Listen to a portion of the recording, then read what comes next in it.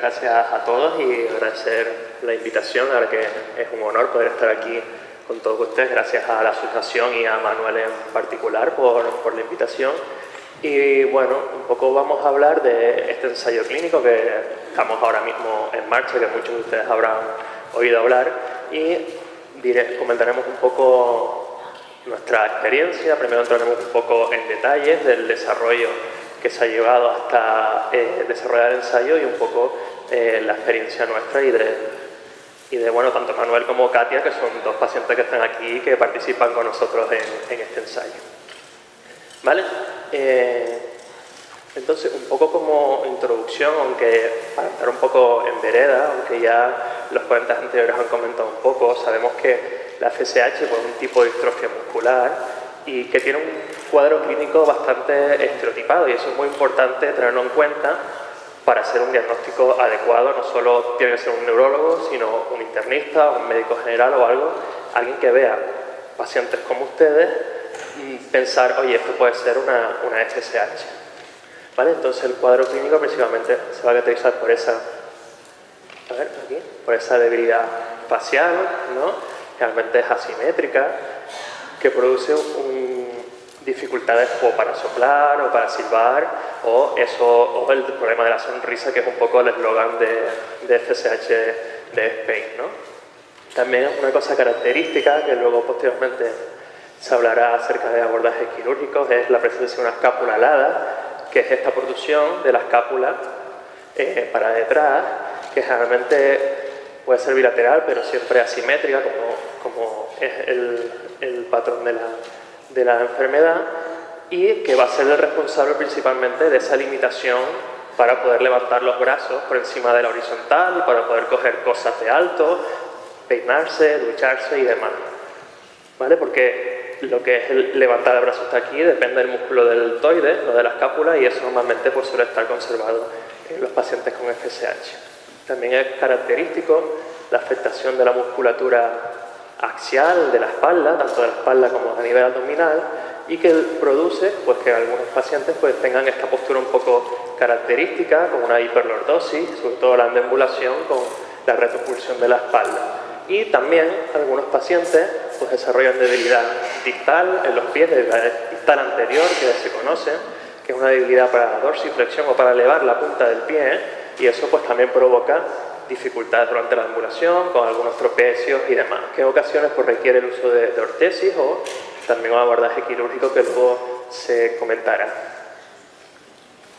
Desde el punto de vista genético y fisiopatológico de la enfermedad, ya un poco han hablado los ponentes anteriores, sabemos que tenemos el cromosoma 4, esta serie de repeticiones en la región de 4Z4, que si se produce un acortamiento, este gen que normalmente está silenciado, se dice que es un gen permitivo, es decir, que produce la proteína, que sea la DUX4, pero también si hay una alteración en este gen o en el otro que comentaban antes, da lugar a una hipometilación del DNA, y eso produce también que, aunque la repetición sea normal, el gen sea permitivo y se exprese la proteína. En general, la consecuencia es un aumento de esta proteína que todos pues conocemos, que es el DUX4, y que va a tener un efecto tóxico sobre el músculo. Un efecto tóxico que va a ser que de un músculo sano, que vemos aquí en una biopsia, pasemos a un músculo en el que hay sustitución de ese tejido muscular sano a un tejido fibro y adiposo.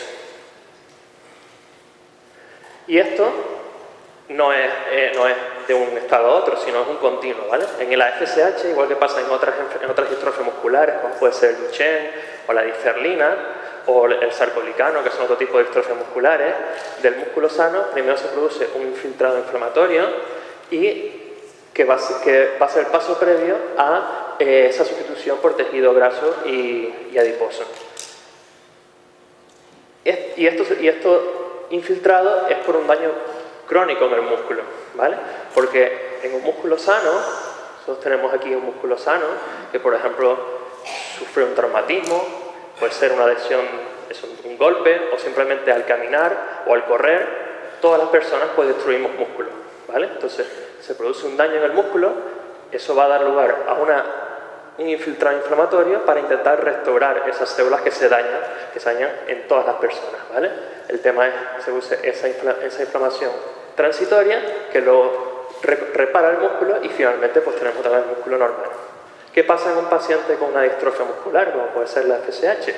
Pues tenemos un músculo que no está sano, ¿vale? Y al no estar sano se produce un daño continuo que va a crear un círculo vicioso, porque se llega a la infiltración inflamatoria, intenta repararlo, pero no se termina de reparar, se vuelve otra vez y eso va a producir una progresiva sustitución y una progresiva degeneración del músculo sano a constitución de un tejido adiposo y de fibrosis.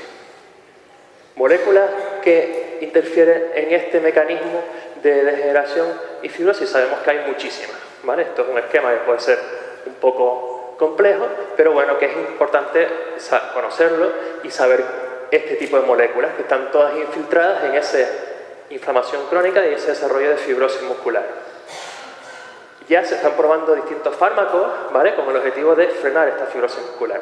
Nosotros, por ejemplo, en nuestro laboratorio de enfermedades musculares hemos descubierto este fármaco, que es el nitadenib, que en modelos preclínicos de distrofia muscular de Duchenne, tanto en células como en ratones, hemos visto que bloquea el PDGF-alfa y también el factor el VIGI y conseguimos frenar la fibrosis muscular. Bueno, esto sería un punto de un apartado, pero hoy en esta charla nos vamos a centrar en esta sustancia, ¿vale? Que es la miostatina, y en esta otra, que es un inhibidor de la miostatina que se llama la folistatina. Como ven, la miostatina también está implicada en este proceso crónico de inflamación-regeneración que va a dar lugar a la fibrosis muscular. Pero la miostatina también está implicada en otros factores, ¿vale? Que es un poco en el mecanismo de atrofia muscular. En el músculo existen, como ya hablábamos anteriormente, existen células madre o células que van regenerando el músculo. Cuando se produce el daño, pues esas células se diferencian, mioblastos, los miotubos que comentábamos antes, y finalmente pues se va a reparar el músculo. Pero el músculo tiene que tener un equilibrio, porque si solo tenemos sustancias que promueven la formación de músculo, finalmente pues terminaremos hipertrofiados, terminaremos siendo Hulk, ¿no? Digamos entre comillas. Pero tenemos un mecanismo compensatorio que inhiba esa formación de músculo, ¿vale? Y uno de ellos pues es la miostatina, ¿vale? La miostatina, que cuando se une a su receptor en el músculo, pues desencadena una cascada que da lugar a una transcripción de ciertos genes que produce la atrofia muscular, ¿vale? Quédense también con esta proteína, el MAC, que luego también comentaremos. Entonces, sabiendo esto, pues se ha propuesto qué pasaría si bloqueamos la miostatina, ¿vale? Entonces, estos son modelos preclínicos en ratones, y vemos por aquí que este es el ratón normal, de una forma un poco gráfica, y este es el ratón al que se inhibe la miostatina con la folistatina, o esto que son otras dos sustancias más o menos similares. Y si lo vemos aquí en el gráfico, la masa muscular pues aumenta considerablemente cuando producimos esta folistatina que inhibe la miostatina. Y aquí esto es de forma global y por músculo. Y no solo eso, sino también aumenta un poco el grip del ratón, ¿vale? Al ratón se le coge que se agarre, y entonces la fuerza que hace al agarrarse vemos que aumenta sobre todo con la folistatina. Estos son gráficos un poco que la medicina o física o bioquímica pues estamos acostumbrados, pero bueno, algo más gráfico pues sería la foto, ¿no? Tenemos el ratón normal, el ratón wistrolado, que le han inhibido la miostatina, que vemos que es casi el doble, ¿vale? Pues bien, pues esto un poco sirvió para pensar, digo, bueno, pues si tenemos un paciente con una distrofia muscular, un paciente en el que el músculo no funciona y se va a destruir, si inhibimos las sustancias que de forma natural atrofian el músculo, pues quizás podemos ganar una funcionalidad en este tipo de enfermedades. Y eso se probó en la distrofia muscular de Duchenne, que es un poco la distrofia más frecuente, y hay múltiples estudios y este es uno de ellos, ¿vale? Entonces, por ejemplo, aquí vemos la fuerza en el ratón normal, y esta es la fuerza con el ratón con enfermedad de Duchenne. Aquí utilizaron dos estrategias. Una es dar el gen que le falta al Duchenne, que es la distrofina, y vemos que aumenta la fuerza del ratón, y otro es utilizar esto, la folistatina, ¿vale? Y vemos que también aumenta la fuerza. Y en ese sentido pueden decir ustedes, oye, si funcionan las dos cosas por separado, si las ponemos juntas también va a funcionar o se van a inhibir una a otra. Y eso fue lo que hicieron aquí, ¿vale? Y vemos que también pues, aumenta la fuerza y es equiparable al ratón normal. Digamos, todos estos son modelos preclínicos en modelos celulares y en modelos animales, pero que han permitido un poco ir desarrollando distintos estudios para finalmente llegar al ensayo clínico del que estamos hoy hablando. ¿Vale? Y esto no solo se vio, esa mejoría no solo en la fuerza, sino también en la histología. Vemos aquí una biopsia del ratón con enfermedad de Duchenne, ¿vale? Que es una biopsia distrófica con varias fibras, núcleos centrales, con los infiltrados inflamatorios también se ve, y después de administrar tanto la distrofina como la folistatina, pues vemos como que el músculo, no diga ser un músculo totalmente normal, pero se sembla bastante a él. Pues como decía, todo esto pues fueron un poco los pasos previos para ahora desarrollar el ensayo clínico que estamos ahora, que gracias a esta compañía, que es una farmacéutica, el AC0, que es el ensayo clínico para probar esta molécula, ¿vale? Que es el AC083. Entonces, ¿el AC083 qué es? Pues una proteína recombinante humana de esta folistatina. Entonces, lo que hace es, este es el AC083, se liga a la miostatina, y no solo a la miostatina, sino también a la activina B y también al GDF11, que es otro factor similar a la miostatina, todos que están involucrados en ese proceso de fibrosis y de atrofia muscular. ¿Vale? Y la teoría es que si se bloquea esto, pues aumentaría. En primer lugar, pues se realizó una fase 1, ¿vale? Que se hizo en gente sana, se hizo en mujeres sanas, posmenopáusicas, porque la folistatina viene porque es una sustancia que de forma natural se produce en el ovario, ¿vale? Entonces también para evitar que no hubiesen causas endógenas, pues se hizo en mujeres posmenopáusicas, ¿vale? Este que fue la fase 1, se hizo solo en un centro en Estados Unidos y un poco para ver la seguridad del fármaco. Fue el primer estudio que se hizo en humanos, y un poco eso, ver la seguridad y un poco, entre comillas, por ver el efecto sobre el volumen o la fuerza muscular. Se hicieron 58 mujeres. En cuanto a reacciones adversas, pues principalmente vemos que no variaban entre los que se trataban y los que recibían el placebo. Principalmente dolor a la administración de la inyección, porque esto, no lo dije antes, perdón, el fármaco se administra por inyecciones intramusculares, ¿vale? Y dolor y un poco de inflamación después de la administración. Y este es el objetivo principal, que no era seguro y bien tolerado, pero también un poco se valoraron el efecto del cambio del volumen muscular. Y vemos aquí cómo estos serían las mujeres que recibían el placebo y como a diferentes dosis, a mayor dosis, pues aumentaba de forma significativa el volumen muscular, tanto en el recto femoral, que es un músculo que se pinchó, como en el tibial anterior, que fue el otro músculo que se pinchó. Sin embargo, aquí no aumentó la fuerza, pero vamos a tener en cuenta que eran mujeres sanas que no tenían debilidad. Muy bien, pues estos resultados pues, conducieron a que se desarrollara la fase 2. ¿Vale? La fase 2 ya fue un estudio, o es un estudio internacional, multicéntrico. Participan un total de 23 centros a nivel de todo el mundo. Son todos en Estados Unidos o en Canadá, menos 3 en España, que es Vallebron, La Fe y nosotros San Pau en Barcelona. Y el criterio de exclusión pues, es ser mayor de edad y tener el estudio genético confirmatorio tanto de FSH1 como de FSH2, ¿vale? Que era una cosa importante a tener en cuenta. Y el otro criterio era que, obviamente, los músculos que se iban a tratar van a ser tibial anterior y bíceps, pues estuviesen débiles, ¿vale? Cuando le hacemos nosotros en la consulta las pruebas de ver la fuerza, que estuviesen entre un 3 y un 4 más, es decir, que no que estuviese totalmente normal, pero tampoco que estuviese del todo perdida la fuerza muscular. Entonces este estudio se dividió en dos partes. Una primera parte que en realidad es como si hubiese sido en fase 1, porque era un poco para valorar la dosis óptima y la seguridad del tratamiento, y se hizo en 36 pacientes y todos recibieron el tratamiento, ¿vale? No estuvo controlado por el placebo, por eso digo que también fue como una fase 1 de nuevo, pero en pacientes. Los resultados se publicaron hace relativamente poco, y en cuanto a reacciones adversas, pues un poco lo que había arrojado previamente, principalmente dolor a la hora del pinchazo, que ya les recordamos que es una administración intramuscular en el músculo, y un poco de inflamación y de enrojecimiento después de la inyección. Como digo, fue bien tolerado, no hubieron efectos adversos graves, y aunque es un fase 1, ya un poco se aventuraron a hablar un poco de eficacia, porque siempre que hay que tenerlo en estos estudios que no están controlados con placebo, que son pocos pacientes, hay que tenerlos con cautela, ¿vale? Pero sí que se vio que sobre todo a la dosis de 200, que es un poco lo que querían encontrar, ese aumento de masa muscular pues se producía, ¿vale? Lo vemos aquí respecto lo compararon con un corte no tratado y vemos cómo aumentaba.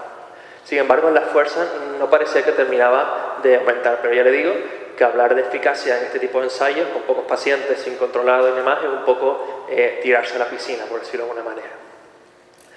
Pero todo eso pues desarrolló que empezase la fase 2, que es donde estamos ahora mismo y donde está Manuel y donde está Katia, donde están el resto de 56 pacientes a nivel de todo el mundo, ¿vale? Le digo, son 56 pacientes que se pincha o tibia anterior, que es el músculo que permite la elevación de la punta del pie, o el bíceps, ¿vale? Que es el músculo que permite la flexión del codo, y se administra la medicación intramuscular cada 3 semanas. Primero hay una fase ciega, es decir, que unos pacientes reciben el fármaco y otros el placebo, que no lo sabemos nosotros, ni lo sabe la que prepara el medicamento, ni nadie. Después entra una fase abierta, ¿vale? Que es en la que todos reciben el tratamiento, y luego ya está aprobada, que se aprobó hace poco, una fase de extensión, que quiere decir hasta que el último paciente termine el ensayo, los pacientes van a seguir recibiendo el tratamiento hasta que concluya o hasta que se apruebe la medicación, ¿vale? Si finalmente se resulta efectivo. Lo único que en lugar de cada 3 semanas se dará cada 4 o cada 8. El objetivo principal del estudio, pues eso, que se produzca un aumento de la fuerza muscular, también un descenso de filtración grasa en resonancia, porque recuerden que la miostatina no solo es atrofia muscular, sino también está implicado en el proceso de fibrosis, que aumente la fuerza muscular o que aumente la funcionalidad del paciente, y luego pues también ver que sea seguro y las propiedades farmacodinámicas y farmacocinéticas del fármaco. Y durante el ensayo, que eso es una cosa que siempre tienen que tener en cuenta cuando se hace un ensayo, que a veces es lo más pesado para el paciente porque son visitas, pruebas y demás.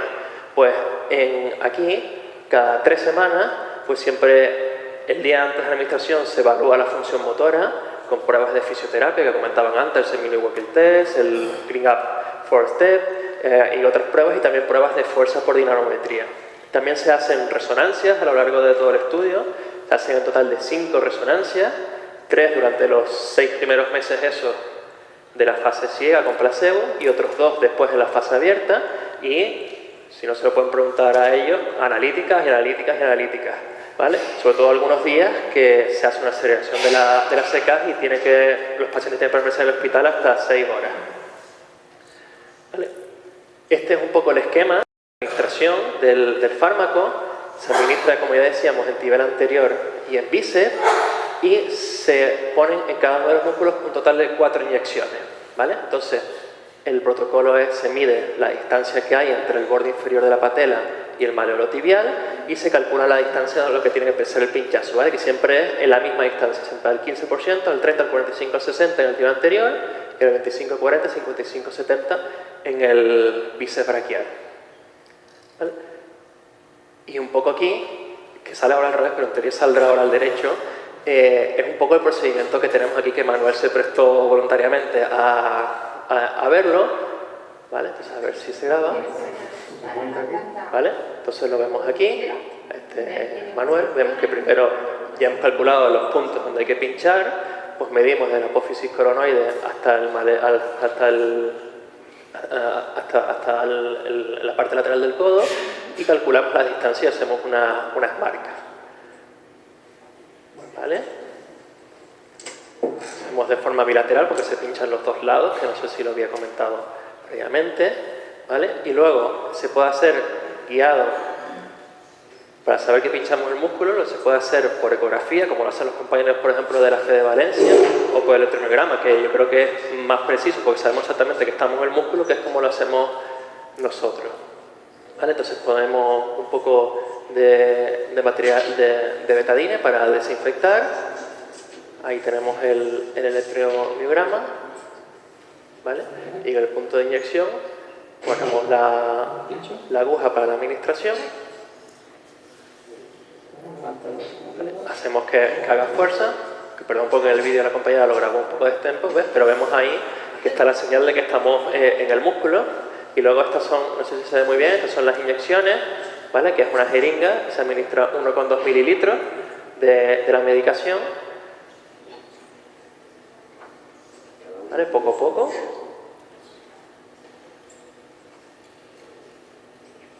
Que vamos a ir administrándolo y ese procedimiento pues se repite en los cuatro puntos, ¿vale? Pues yo aquí en este punto, yo no sé si Manuel querría decir algo de su experiencia o Gadia o...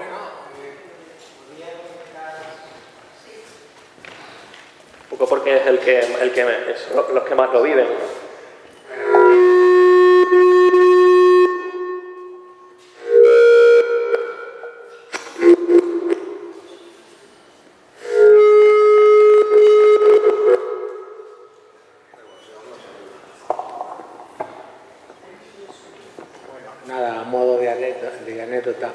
Es la primera vez que me veo, que me pincha, porque cuando me pincha no miro nunca, pero bueno, nada, sí, pues, lo has explicado perfectamente, son los 4 pinchazos en cada brazo, en cada bíceps y bueno, nada, a mí no me resulta doloroso, bueno, es un pinchazo, cuando entra un poco la inyección, pero que ni doloroso. Sí que me produce una reacción durante 24 horas, pues a lo mejor se hincha un poco el brazo, pero bueno. Y luego es lo que me pregunta mucha gente, si noto algo. Es tan subjetivo. Yo siempre he dicho que sí, he notado algo al principio, pero bueno, luego como que se estabilizó mi sensación, pero bueno, que esto ya con las pruebas más certeras ya determinarán lo que sea.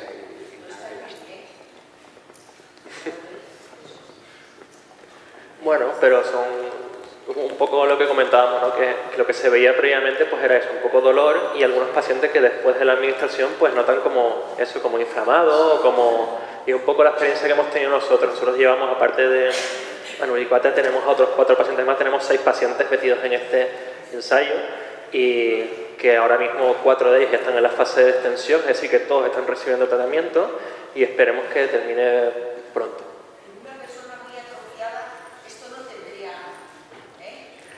Al menos ahora perdón porque se ha trabado esto aquí. Al menos ahora para el ensayo lo que ponía era, en los criterios un poco era eso, ni que estuviese perfecto, porque entonces no podríamos ver si es mejora, o ni que estuviese muy mal, ¿vale? Pero bueno, o al menos eso es lo que pensamos nosotros, que si todo esto va bien, no solo que se pueda pinchar en el bíceps o en el tibia anterior, sino que se puedan administrar en otros músculos, ¿vale? Porque recordemos que lo que persigue esto es disminuir esa fibrosis y esa inflamación, ¿vale? ¿Se pueden poner en varios músculos a la vez? Porque si tenemos 3 o 4 o es un poco lo que estaba respondiendo aquí ahora a la compañera, que la idea es, si todo esto va bien y los resultados son satisfactorios, que se pueda aplicar a otros músculos, ¿vale? Eso sería lo ideal, y sobre todo que a lo mejor no tenga que venir cada 3 semanas, sino que se pueda a lo mejor ampliar un poco más el tiempo. Eso sería lo ideal, pero claro, hasta que no termine los estudios, el ensayo, y nos muestren los resultados, tampoco podemos decir mucho más. Pero bueno, se van viendo cosas.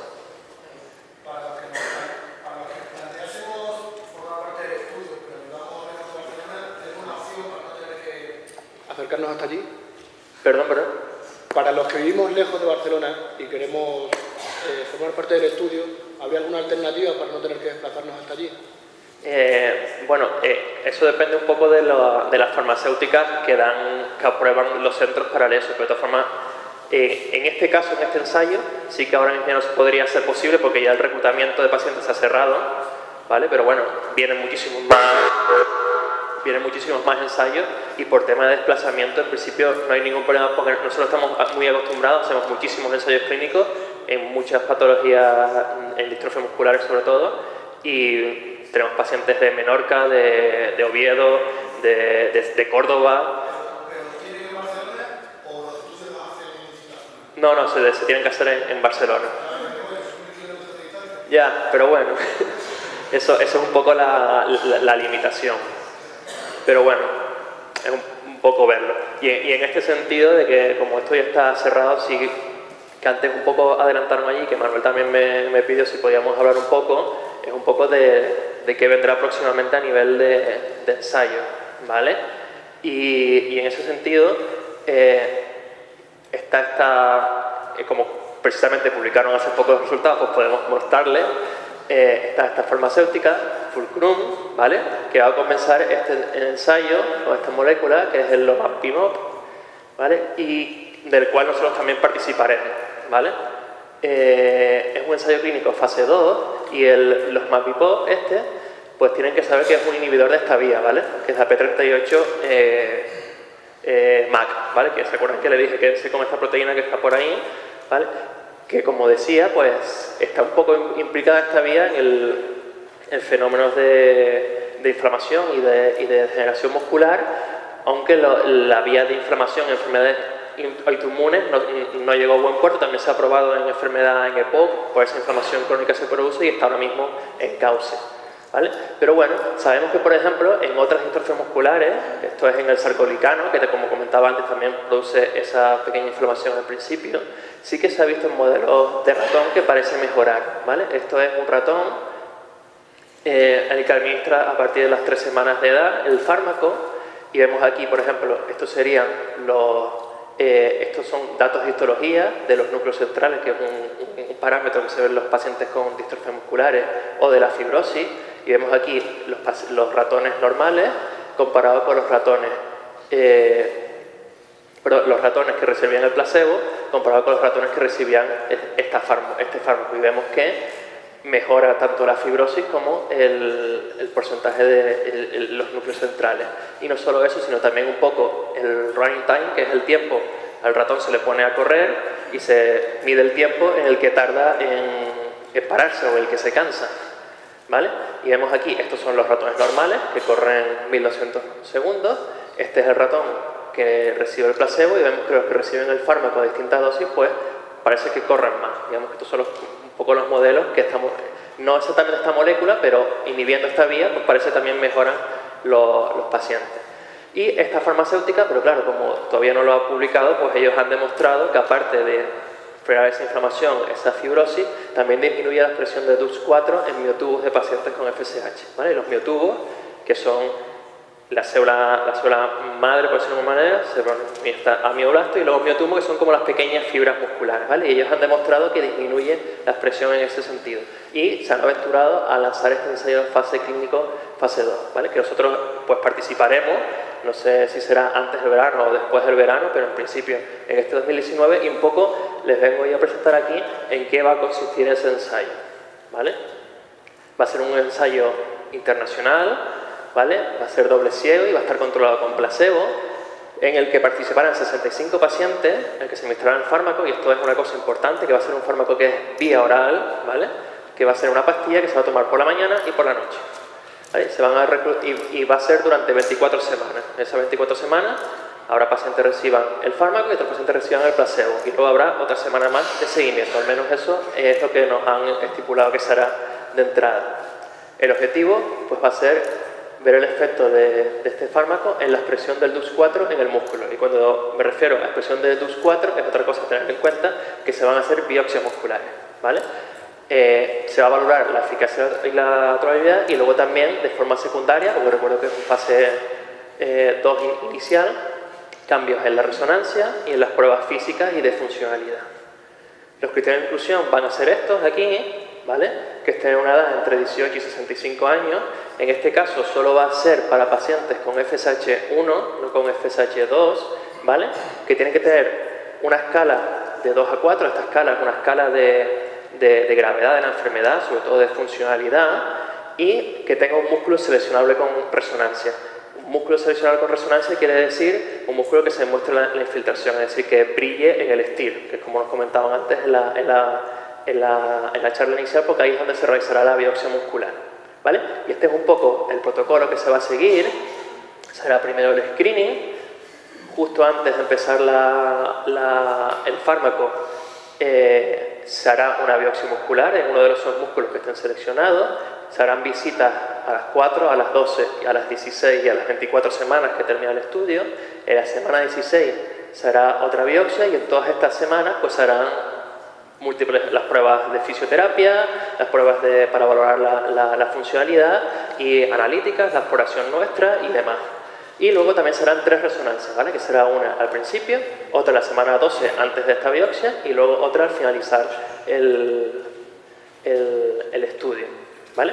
Al menos esto es lo que nos han dicho, que igual será el protocolo y cómo lo llevaremos a cabo. Y bueno, y un poco como conclusiones, pues saber que venir aquí a una charla para hablar de FSH y hablar de ensayos clínicos y de que se están haciendo ahora y que van a hacer, pues es una noticia muy buena, no solo para ustedes, sino también para nosotros. Bueno, se pueden decir que el primer día que pusimos el primer pinchazo nos sacamos una foto todos allí con Manuel, ¿vale? Y esta página sí pueden entrar ustedes, una página que puede entrar cualquiera, es el Clinical Trial, y ahí si buscan están los ensayos clínicos que están ahora mismo en marcha y que vemos que están ahora mismo en el momento actual. Hay un total de 9 ensayos, ¿vale? Este último que han enseñado todavía no está publicado aquí porque hasta que no empiece no se publica, pero bueno, es una cosa muy buena a tenerla en cuenta, ¿vale? Y el objetivo final de todo esto pues es eso, un poco mejorar, intentar luchar contra la enfermedad e intentar sin quitarle trabajo a los traumatólogos que hablábamos antes y, como dice el lema, pues salvar la sonrisa, ¿no? Y bueno, pues eso es todo, este es todo nuestro equipo. Si quieren alguna información o algo pueden visitarnos en nuestra página web, ¿vale? O en el Twitter, o si no, pues me pueden enviar personalmente a mí un email que lo tienen ahí arriba, ¿vale? Pues eso es todo y muchas gracias por su atención.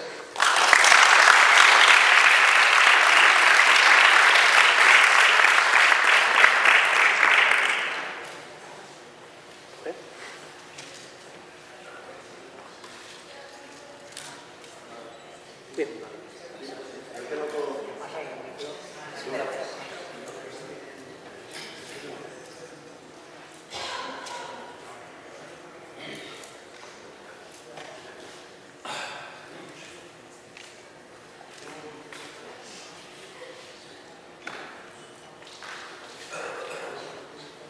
Hola, yo quería preguntar si tienes experiencia o sabes de algún otro tipo de anabolizante que esté ya comercializado y que se pueda usar en este tipo de enfermedad.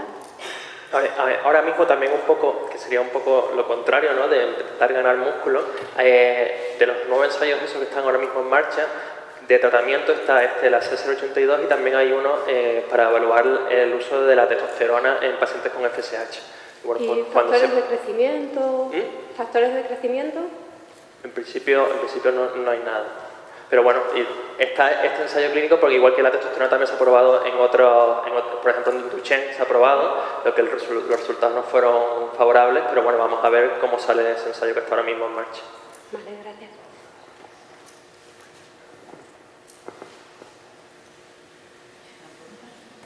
¿Sí? Pues nada, pues muchas gracias. Perdón. Antes de que el músculo se atrofie, primero pasa por la fase de inflamación, ¿no? Yo lo estoy notando en mi hija. Eso no se puede detener. La idea es detenerlo con estas sustancias que se están desarrollando. Con esas sustancias que se están desarrollando. Se ha probado antiinflamatorios normales o corticoides y en FSH pues no ha resultado. Igual que que era el ATIR 901 que estamos a la espera de que salgan los resultados, pero que tampoco parece que vaya directamente en ese sentido. La idea es un poco, como no es una inflamación, como estábamos al principio, como una inflamación de me doy un golpe, se me inflama y luego lo recupero porque tengo un músculo sano, sino es un poco que se entra en ese círculo vicioso, ¿vale? Y el objetivo pues un poco es frenar ese círculo vicioso, intentando frenar esa cascada que poníamos allí que era un poco compleja y bueno, una de las líneas de investigación, por supuesto, es el tema de terapia génica y eso, y otra es un poco frenar efectivamente eso de la fibrosis, Y probablemente en un futuro, pues a lo mejor se tengan que combinar ambas, ¿vale? Como veíamos en el ratón, incluso ahora en Duchenne hay bueno, no en Duchenne sino en Becker, que son los Duchennes, pero en adultos, hay un fase 1 precisamente para evaluar eso, el uso concomitante de de poner la distrofina al músculo y la folistatina a la vez, a ver si se mejoran los resultados. Y yo creo que la tendencia actual es esa. Sí, claro.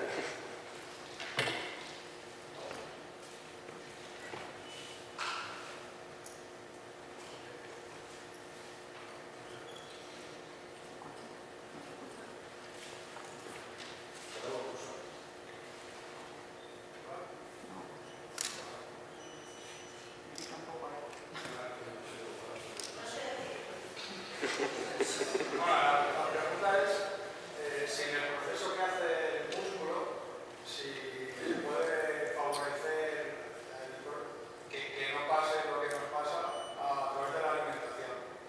O si hay algo que comamos que puede perjudicar más, menos. La verdad que estudios así randomizados y eso de alimentación no se ha hecho. Sí, que es al contrario que lo que sí se ha hecho con el ejercicio. Por ejemplo, el ejercicio aeróbico, eso sí que ha demostrado que mejora un poco la funcionalidad de los pacientes, no solo en FSH se han hecho estudios, sino también en la enfermedad de Pompe, que es otra enfermedad del músculo, o en la enfermedad de Duchenne, que es un poco la que más se habla. Sí se ha demostrado que el ejercicio aeróbico, 2, 3, 4 veces por semana, sí que mejora los pacientes, un poco porque si el músculo se va a degenerar y partimos de un músculo que ya está más atrófico, pues obviamente va a ir peor que un músculo que ya esté en eso. En cuanto a alimentación, se han probado muchas cosas, pero un estudio así concreto no se ha realizado, que yo sepa.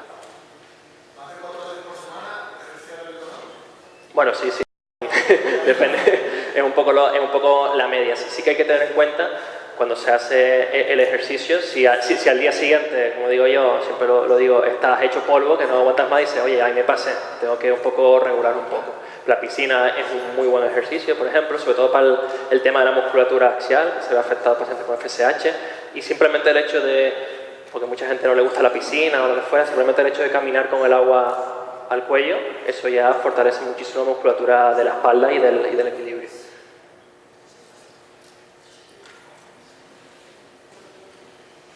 Katy. No sé si se me escuchará. Si se sabe algo, por ejemplo, si se utiliza un medicamento en pacientes de estos dos principales que vemos que son muy prometedores, pues si se utiliza uno y llega a utilizarse para tratar a los pacientes, ¿se podrán condenar o hay alguna...? Sí, probablemente sí, ¿vale? Que es un poco lo que comentábamos antes. Yo creo que el futuro va a ser a combinar. O sea, ahora se está revolucionando muchísimo la terapia génica por un lado y probablemente se puedan combinar. Con el tema de aprobar, que creo que sí que lo hemos comentado, como todas estas enfermedades son enfermedades huérfanas que no tienen tratamiento, sí que desde que se finaliza un ensayo que resulta positivo a la hora de aprobación del fármaco, la FDA, que es la Agencia del Medicamento Americana, y la EMA, que es europea, tienen lo que se llama el Fast Track, que una vez que sale un fármaco pues se aprueba mucho más rápido y un proceso que a lo mejor puede tardar 5 o 10 años, pues en 2 o 5 años está todo aprobado. Así que en ese sentido pues son buenas, pero probablemente al final va a ser combinarlo todo. Bueno, lo tenemos que ver cuando salga, pero si son vías diferentes, como un poco lo que ponía la gráfica del ratón, que se ponían las dos y mejoraba. Vale, yo supongo que irá un poco en ese sentido. Pero bueno. Para participar en el nuevo estudio, ¿tenemos que hacer algo? Bueno, si ¿Vosotros buscáis a gente? normalmente nosotros siempre, ya le digo, llevamos pacientes de muchos sitios. Por ejemplo, en Pompe participamos en varios ensayos clínicos, viene gente de Córdoba, de Menorca, de tal, y pues un poco escribirnos. Y nuestra Nuria Vidal, que es la encargada de ensayos clínicos, pues les podrá comentar un poco todo y se puede evaluar a ver si pueden participar o no. Sí, por ejemplo, de Duchenne tenemos 3 niños que vienen semanalmente a un ensayo desde Madrid. Digamos que eso en principio no habría ningún problema. Es un poco constante.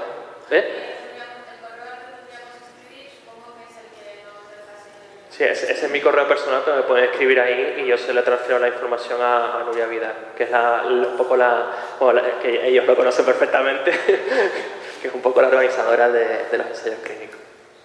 ¿Bueno?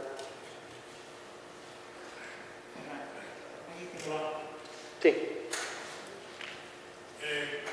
Una vez que se comercialice estos fármacos, ¿estarán al alcance de unos pocos o de cualquier economía? Eso dependerá de lo del domingo, ¿no? Supongo. No lo sé. Yo supongo que son fármacos que normalmente cuando salen al mercado lo financia el Sistema Nacional de Salud, generalmente. Igual que en el POMPE, la terapia enzimática, la financia el Sistema Nacional de Salud, o en otras, por ejemplo, en otras disciplinas que ya se ha empezado a hacer terapia génica, hematología o neumología, también lo financia la Seguridad Social, pero bueno, eso tampoco no le sé decir, pero normalmente suele ser en ese sentido. Hay una cosa que no tengo muy clara. Una vez que el estudio puede funcionar, es viable, tengo entendido que tiene que pasar los 12 años a la de pruebas hasta que se puede comercializar. Eso es un poco lo que comentaba antes. De todas formas, normalmente, que es lo que decimos que se aprobó la fase de extensión, normalmente los pacientes que participan en un ensayo, hasta que se apruebe el tratamiento, si es eficaz, el laboratorio se compromete siempre a pagar el tratamiento hasta que se comercialice. O sea que en ese sentido, si participa en un ensayo y sale eficaz, no se tienen que preocupar porque al 99% de los casos van a seguir recibiendo el fármaco hasta que se apruebe. Luego, si por ejemplo estamos hablando de un fármaco para la tensión o de un fármaco para la diabetes, pues sí es verdad que suelen ser 10, 15, 20 años desde que se finaliza hasta que se aprueba. Pero normalmente en las enfermedades que no existe un tratamiento suele ser la vía mucho más rápida. O sea, no es por ley entonces, sino... Porque está esto que le comentaba antes que se llama el Fast Track y que la aprobación se realiza mucho antes, porque son enfermedades huérfanas que no tienen tratamiento.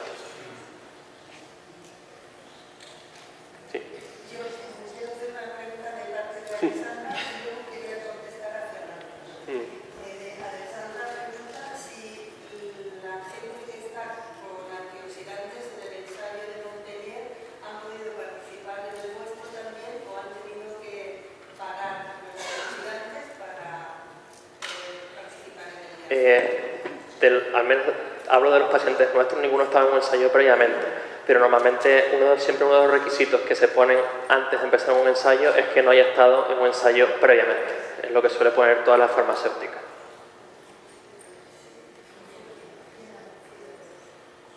Normalmente suele ser así.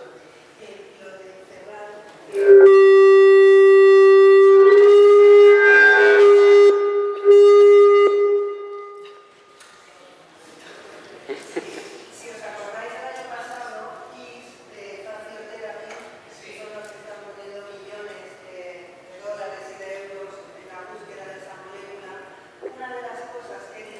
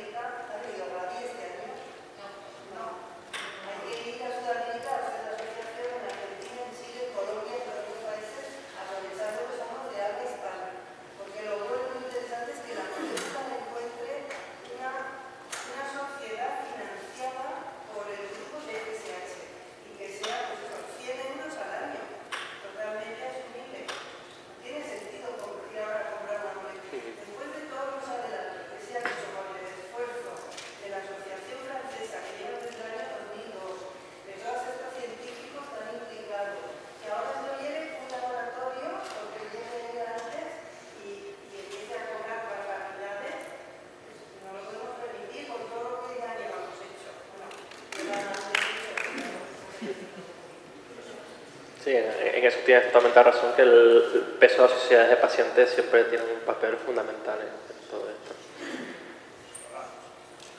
Quería preguntar, todo esto que se está oyendo sobre el tema de tratamientos con células madre, ¿en este sentido, en esta enfermedad, tiene algo de sentido?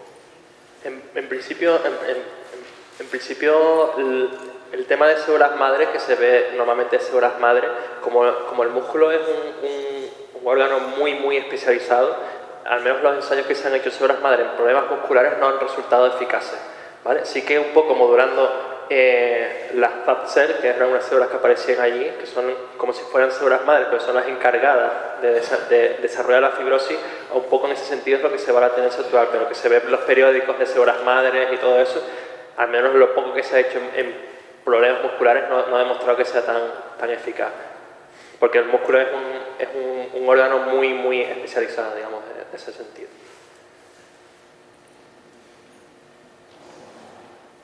Bueno, pues muchas gracias.